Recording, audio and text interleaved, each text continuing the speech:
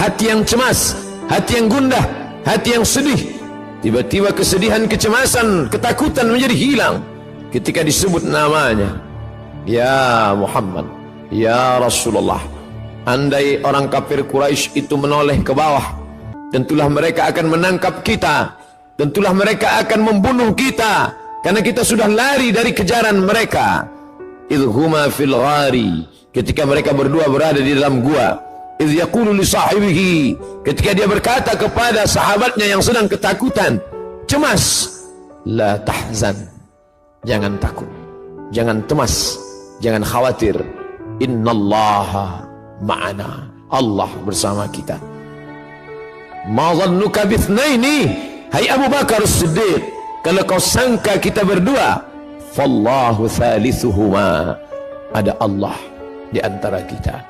Wa huwa ma'akum aynama kuntum, dia selalu bersama dimanapun kamu berada.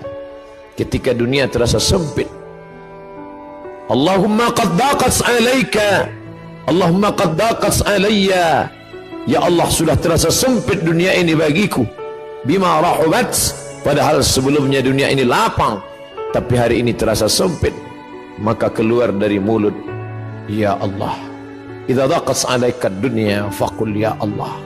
Kalau terasa sempit dunia, hembuskanlah nafas panjang, katakan ya Allah. Idza sa'alta fas'alillah, kalau kau minta, mintalah kepada Allah. Wa idza sta'anta fasta'in billah, kalau memohon pertolongan, tiada tempat meminta, tiada tempat berharap kecuali Dia.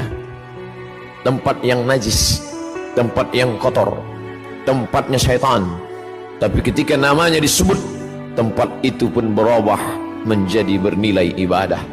Allahumma inni a'udzubika minal khubuthi wal khaba'ith. Di tempat itu tidak boleh disebut namanya. Tulisan yang ada di cincin Muhammad Rasulullah tidak boleh dibawa ke dalamnya. Lalu hamba itu merasa dirinya berdosa, keluar dari tempat najis, kotor, berbau busuk itu.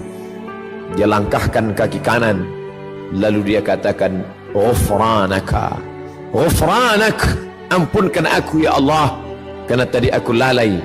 Lidah yang kau ciptakan mesti menyebut engkau, tapi aku pakai menyebut yang lain.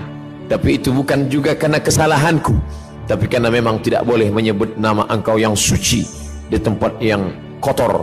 Maka dia katakan, ghufranaka, ampunkan aku ya Allah, karena lidahku lalai menyebut namamu.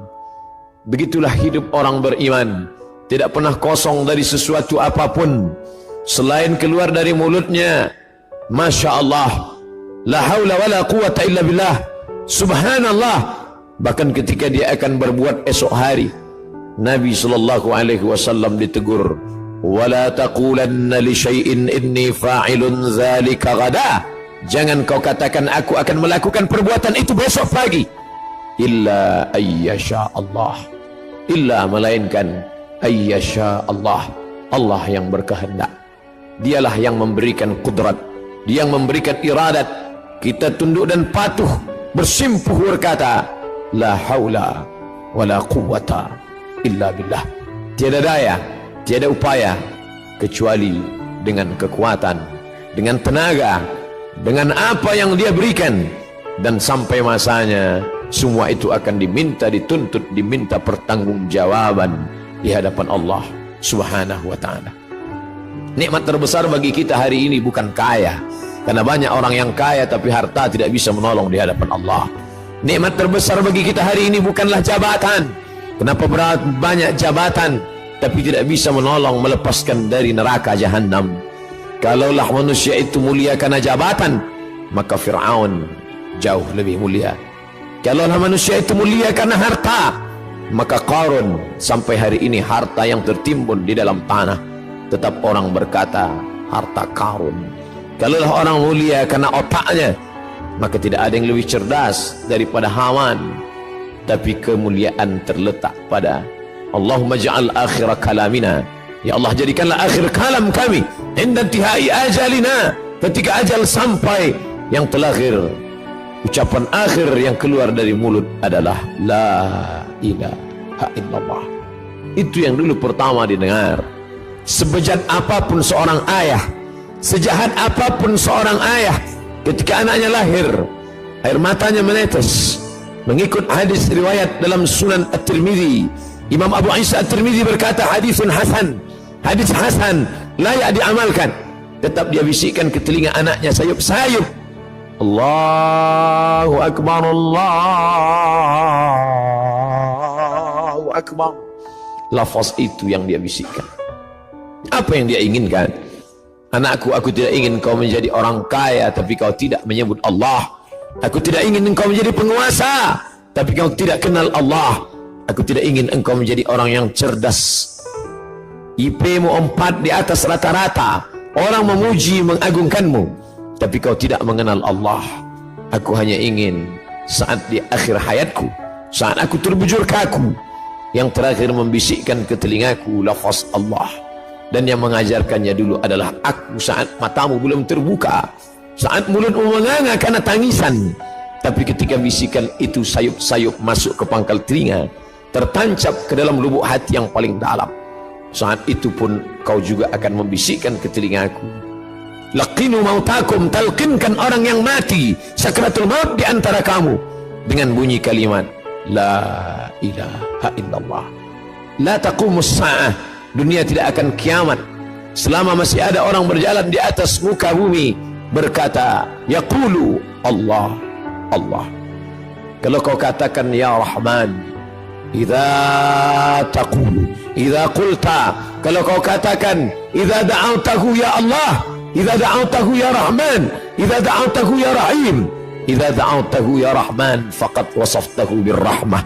Kalau kau panggil dia ya Rahman, maka saat itu engkau sedang memberikan sifat rahmah, kasih sayang. Saat kau panggil dia ya Aziz, saat itu engkau sedang memberikan sifat izzah, keperkasaan, keagungan, kemuliaan. Tapi saat kau katakan ya Allah, idza da'awtahu ya Allah, kalau kau panggil dia dengan nama ya Allah, laqad wasaftahu bi jami'i sifatil kamali wal jalal, saat itu engkau sedang menyebut dia dengan nama-nama, sifat-sifat keindahan dan kemuliaan. Jangan hanya kau cukapkan, jangan hanya kau katakan, jangan hanya kau lantunkan di ujung lidahmu. Karena dulu pun mereka juga berkata amantu billah, aku beriman kepada Allah, aku percaya kepada Allah. Tapi kemudian ketika perbuatan tidak berpengaruh apa-apa, mulutnya berkata ya Allah, tangannya menyuap yang haram. Mulutnya berkata ya Allah, matanya memandang yang dilarang Allah. Mulutnya berkata ya Allah, kakinya melangkah ke tempat yang tidak diridai Allah. Wa minan nasi man yaqulu amanna, ada di antara manusia yang berkata dengan mulutnya amanna. Sulitkah berkata dengan lidah yang tak bertulang? Tidak ada susahnya berkata sesuai apa yang kau mau. Tapi ketika dia tidak masuk ke dalam hati, lain di bibir, lain di hati. Innal munafiqin, orang-orang munafik, fid darkil asfali minan nar, letaknya neraka jahanam. Ketika Nabi SAW sampai di suatu kampung, waqalatil a'rabu qalu amanna, orang-orang Arab Badui itu berkata amanna, kami beriman kepada Allah. Langsung perintah datang, qul, katakan ya Muhammad, lam tu'minu, kamu belum beriman, walakin qulu aslamna, katakanlah kami hanya baru sekedar berserah diri kepada Allah, kami hanya baru sekedar menyerahkan diri kepada Allah. Walamma yadkhulul iman fi qulubikum, iman belum masuk ke dalam hati kamu. Sendirian, tidak ada teman dan sahabat. Di belakang ada pasukan Fir'aun yang akan membunuh, di depan ada lautan luas yang akan menelan.